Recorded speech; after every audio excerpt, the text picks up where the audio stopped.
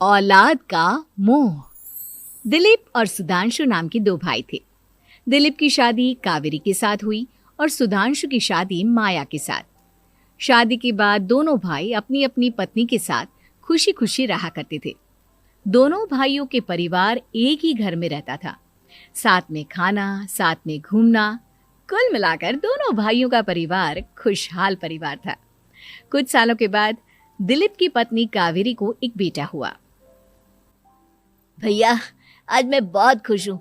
चाचा बन गया हूँ मैं। हाँ भाई साहब, इस बच्चे के घर में आने से तो रौनक आ गई है। मैं सबको बताऊंगी कि मैं तो चाची बन गई हूँ, चाची। तुम दोनों कितने अच्छे हो। हमारे बच्चे के आने से ऐसे खुश हो रहे हो जैसे ये बच्चा तुम्हारा ही हो। बस भैया, अब आपका बेटा इस दुनिया में आ गया ना, हम भी कोशिश करेंगे कि हमारा भी बच्चा जल्दी से इस दुनिया में आ जाए। और फिर आपका और हमारा बच्चा दोनों मिलकर दिन भर घर के आंगन में खेला करेंगे। कितना मजा आएगा ना। सच कहती हूँ माया, मैं भी उसी दिन का इंतजार कर रही हूँ जब तुम्हारी भी गोद भर जाएगी और मेरे बेटे को एक छोटा भाई या बहन मिल जाएगी। 1 साल बीत जाता है। दिलीप और कावेरी का बेटा अब 1 साल का हो चुका था, लेकिन सुधांशु और माया की कोई औलाद नहीं होती। माया, लगता है कि हमारी जिंदगी में बच्चे का सुख ही नहीं है। ऐसा क्यों कहते हैं? दिलीप भाई साहब का बेटा भी तो हमारा ही बेटा है ना। तुम्हारी बात बिल्कुल ठीक है माया, लेकिन फिर भी हमारा खुद का एक बच्चा होता तो कितना अच्छा होता। हाँ, कावेरी भाभी भी हमेशा कहती हैं उन्हें अपने बेटे के लिए एक छोटा भाई या बहन चाहिए। लेकिन देखिए ना, हमारी तो किस्मत ही कितनी खराब है। हमारे तो सारे ट्रीटमेंट भी फेल हो चुके हैं। डॉक्टर ने भी साफ साफ कह दिया है कि तुम कभी माँ नहीं बन सकती। वही तो सुधांशु, बहुत बुरी किस्मत है हमारी। लेकिन माया, हम अपनी किस्मत को इतना क्यों कोस रहे हैं? हम दिलीप भाई साहब के बेटे को अपने बेटे की तरह ही प्यार कर सकते हैं ना। हाँ जी, बिल्कुल सच कहा। मैं भी वैसा कर सकती हूँ। चाची हूँ, उसे छोटी माँ का प्यार नहीं दूंगी क्या? कुछ दिनों के बाद दिलीप का एक दोस्त दिलीप से मिलने के लिए आता है। अरे क्या बात है दिलीप, बधाई हो बधाई। और घर तो काफी बड़ा है तुम्हारा। वैसे तुमने अपने बेटे के बारे में क्या सोचा है? भैया, और क्या सोचेंगे, बस उसे पढ़ा लिखा कर अफसर बनाएंगे, उसकी पढ़ाई पर खर्च करेंगे। अरे भाभी, आपकी तो इतनी सारी प्रॉपर्टी है, आपको किस बात की चिंता? ले देकर एक बेटा ही तो है। अरे नहीं दोस्त, तुम गलत समझ रहे हो। इस घर में मैं और मेरा छोटा भाई दोनों रहते हैं। इस घर का आधा हिस्सा मेरे छोटे भाई का है। अच्छा, कितने बच्चे हैं तुम्हारे छोटे भाई के? भैया, उनके साथ ना कुछ प्रॉब्लम है। मेरी देवरानी कभी माँ नहीं बन सकती। अरे फिर किस बात की चिंता? अरे मैं तो कहता हूँ अपने बेटे के भविष्य के बारे में सोचिए ही मत। बस ये घर उसके नाम करवा दीजिए। देखिए, आपके भाई का भी कोई बच्चा नहीं है तो सब कुछ आपके बेटे को ही मिलना चाहिए। लेकिन ऐसा करना क्या सही होगा? अगर उनका बच्चा नहीं है तो क्या हुआ? ये घर आधा उनका है, उनकी जो मर्जी है वो करे। अरे कैसी बात करते हो? उनकी कोई औलाद नहीं है, वो क्या करेंगे प्रॉपर्टी अपने नाम रखकर?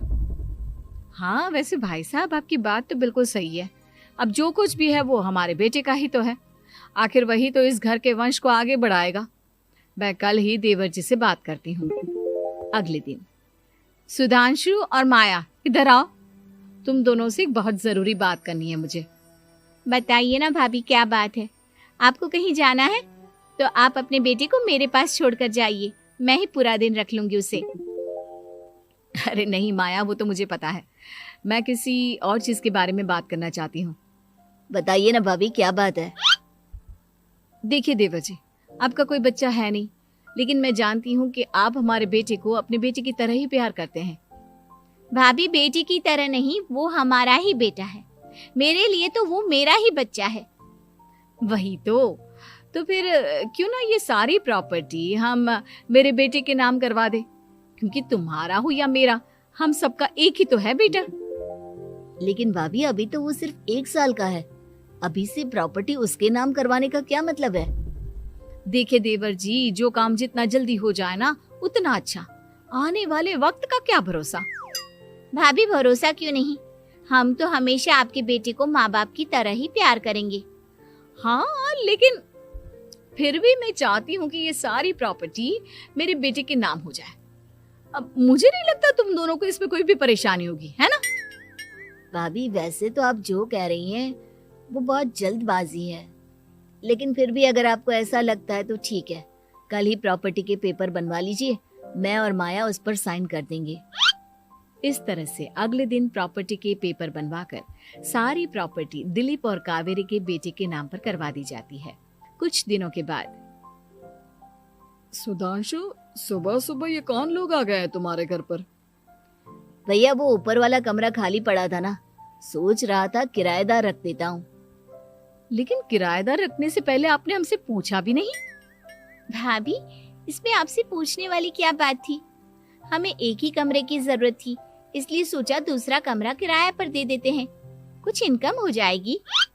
अरे माया, ये सारी प्रॉपर्टी अब मेरे बेटे के नाम पर है और यहाँ पर जो कुछ भी होगा उसके लिए तुम्हें मेरी या दिलीप की परमिशन तो लेनी पड़ेगी ना। हाँ सुधांशु, तुम्हारी भाभी ठीक ही तो कह रही है। अब देखो, तुमने खुद अपने हाथों से ये प्रॉपर्टी हमारे बेटे के नाम की है, वह अभी बहुत छोटा है, तो इस घर से रिलेटेड सारे फैसले तुम्हें हमसे पूछ कर लेने चाहिए। भाभी हमें तो लगा था कि आप हम लोगों से बहुत प्यार करती हैं, लेकिन आप तो हमारे साथ भेदभाव करने लगी। अरे, इसमें भेदभाव करने वाली क्या बात है? और मैंने कौन सा तुमसे कुछ गलत मांग लिया? अरे ले देकर मेरा बेटा इकलौता इस पूरे वंश का वारिस है, सब कुछ उसके नाम है। तुम्हें इस बात से जलन क्यों हो रही है?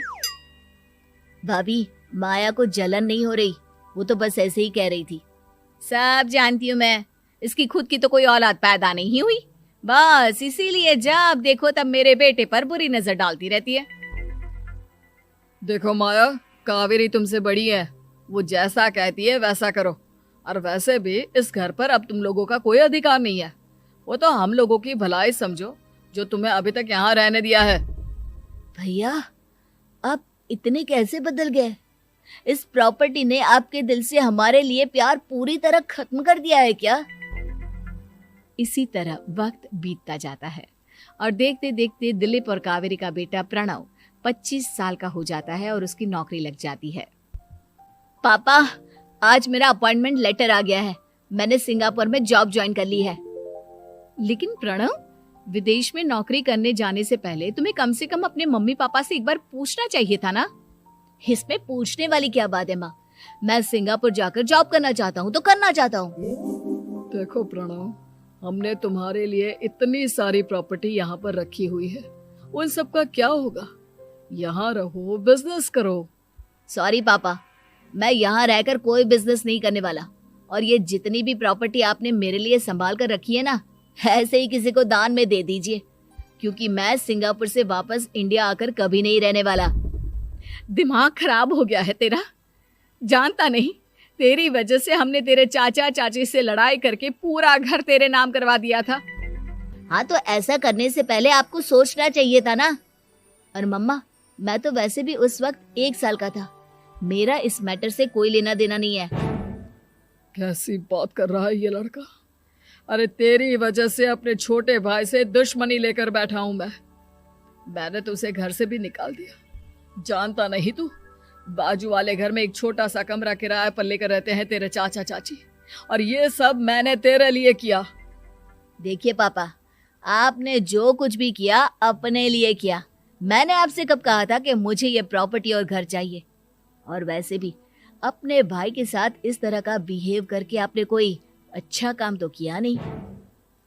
तू सही कह रहा है बेटा, हमने तेरे चक्कर में अपने छोटे भाई जैसे देवर और बहन जैसी देवरानी को इस घर से निकाल दिया। बहुत बड़ी गलती हो गई मुझसे। ठीक है मॉम, तो अब आप अपनी गलती सुधारो, लेकिन मुझे तो फॉरेन जाना है, मैं वहीं जाऊंगा। अब आगे क्या करना है ये आपका डिसीजन है। और प्रणव सिंगापुर जॉब करने के लिए चला जाता है। कुछ दिनों के बाद जब दिलीप और कावेरी को अपनी गलती का एहसास होता है तो वो सुधांशु के घर पहुंचती है। सुधांशु, माया, हमें माफ कर दो, हमसे बहुत बड़ी गलती हो गई। क्या हुआ भाभी? आज इतने सालों के बाद अब हम गरीब लोगों के घर क्या करने आई हैं? भाभी, हमने तो खुशी खुशी अपने भतीजे को सब कुछ दे दिया, अब हमारे पास कुछ भी नहीं बचा है। भाई मुझसे बहुत बड़ी गलती हो गई, जो तेरे जैसे भाई को मैंने प्रॉपर्टी के चक्कर में घर से निकाला, और जिसके लिए मैंने ये सब कुछ किया वो खुद ही विदेश चला गया। भैया भाभी, जिस बेटे के लिए आपने हम लोगों को इतनी तकलीफ दी, आपस के प्यार को बिगाड़ा, जब वही आपसे दूर चला गया तो आपको इस बात का एहसास हुआ। लेकिन माफ कीजिए, अब हम आपके साथ रहने के लिए उस घर में नहीं आ सकते। नहीं नहीं माया, ऐसा मत कहो, मुझसे बहुत बड़ी गलती हो गई, प्लीज वापस चलो, मैं वो घर फिर से तुम्हारे नाम कर देती हूँ। भाभी, मैं उस घर का क्या करूंगी? किसके लिए? मेरा कोई बच्चा नहीं, मैं तो बस जिंदगी भर आप लोगों के साथ प्यार से रहना चाहती थी, प्रणव को अपने बेटे की तरह प्यार करना चाहती थी, लेकिन आपने मुझसे वो अधिकार छीन लिया। भाभी और भैया, एक सवाल पूछना चाहता हूँ आप लोगों से। जो बच्चा कुछ ही दिन पहले दुनिया में आया हो, जिस बच्चे के भविष्य का आपको पता ही ना हो, उसके लिए अपने पुराने रिश्तों को तोड़ देना, अपने सगे रिश्तेदारों से दुश्मनी मोल लेना, उनके साथ झगड़ा करना, उनकी बेइज्जती करना, क्या ये सही है? कम से कम हमें सही वक्त का इंतजार तो करना चाहिए ना। सिर्फ प्रॉपर्टी के लिए अपने सगे भाई को घर से निकाल दिया, वो भी अपने 1 साल के बेटे के लिए। क्या ये वाकई में सही था? जवाब दीजिए मेरी बात का।